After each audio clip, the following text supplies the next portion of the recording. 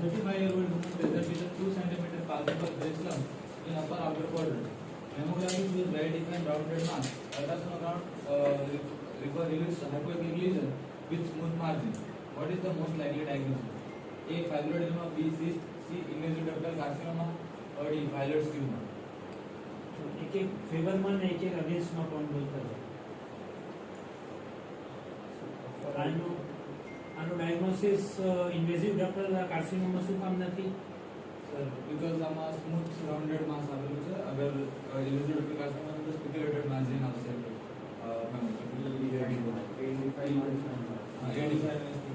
બીજું એક કોઝ આપણે 35 ઓ એજ આમ નાની કહેવાય સિગ્નિફિકન્ટ એટલે દરેકમાં સિગ્નિફિકન્ટ નથી પણ ઓવરઓલ મેલિગ્નન્સી માટે ઓવરઓલ એજ ઓવરઓલ નાની છે બરાબર 2 પોઈન્ટ ચલો અને ત્રીજું હા બરાબર પછી ફાઇલોઇડ ટ્યુમર શું કામ નથી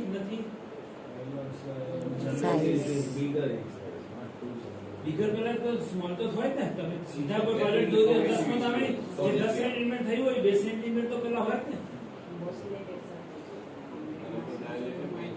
હા એટલે અલ્ટ્રા જે મેમોગ્રાફીની ફાઇન્ડિંગ પરથી તમે બાકી તમે એજ પરથી ઓના સાઈઝ પરથી ક્વાડ્રેટ પરથી કંઈ ના કહી શકો એમાં તમે મેમોગ્રાફી પરથી એટલે દરેક પેશન્ટમાં મેમોગ્રાફીની ફાઇન્ડિંગ ઇમ્પોર્ટન્ટ છે હવે આપણે બે તો આઉટ થઈ ગયા હવે બચ્યું સિસ્ટ અને ફાઇબ્રોએડેનોમા તો સિસ્ટ છે કે ફાઇબ્રોએડેનોમા છે આન્સર સિસ્ટ કેમ નથી સિસ્ટમાં જે બધું ફ્લુઇડ સિસ્ટ હોય ને તો એમાં યુઝ્યુઅલી ઇકોઝ આવશે તો અગર આપણે જે હાઇપોઇકોઇક લીઝન છે ને એ હાઇપરઇકોઇકમાં બસ પ્રેઝન્સ ઓફ ઇકોઝ એવું બતાવે અલ્ટ્રાસોનોગ્રાફીમાં આપણે જોવા જઈએ બરોબર હા એમાં ક્લિનિકલમાં ફ્લક્ચ્યુએશન પોઈન્ટ છે નહીં ને આમાં તો તમને અલ્ટ્રાસાઉન્ડ ફાઇન્ડિંગ મેમોગ્રાફી અને ક્લિનિકલમાં આ આટલી જ ફાઇન્ડિંગ છે એટલે ખ્યાલ આવી ગયો કે તમારો આન્સર ફાઇબ્રોએડેનોમા છે બરોબર ચલો નેક્સ્ટ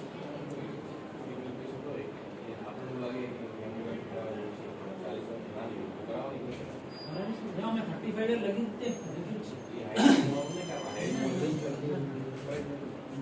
જો એક વસ્તુ સમજી લો અહીંયા વોર્ડમાં પેશન્ટ છે જે ભાગી ગયું હતું એને મેં જોઈને પેશન્ટ ક્લિનિકલી જોઈને મેં કીધું આને ગેલેક્ટોસિનરી આની મેમોગ્રાફી કરાવો લાસ્ટ પેશન્ટ યાદ છે તમને યંગ પેશન્ટ છે તો પછી એટલે યુઝ્યુઅલી હવે છે ને મેમોગ્રાફીની જગ્યાએ મેમોસોનોગ્રાફી લખીએ છીએ સોનોમેમોગ્રાફી કે મેમોસોનોગ્રાફી જેમાં સોનોગ્રાફી અને મેમોગ્રાફી બે કરી દઈએ કમ્બાઈન બરોબર ચલો ભાઈ next 50-year-old postmenopausal woman discovers a 3 cm breast lump in lower inner quadrant. Mammography demonstrates the speculated mass with calcification. Core needle biopsy reveals the invasive ductal carcinoma. What is the answer? A. Lumpectomy and sentinel lymph node biopsy. B. Mastectomy with axillary lymph node dissection. C. Neoadjuvant chemotherapy followed by surgery. And D. Radiation therapy alone. बोलो कौन answer कौन देसे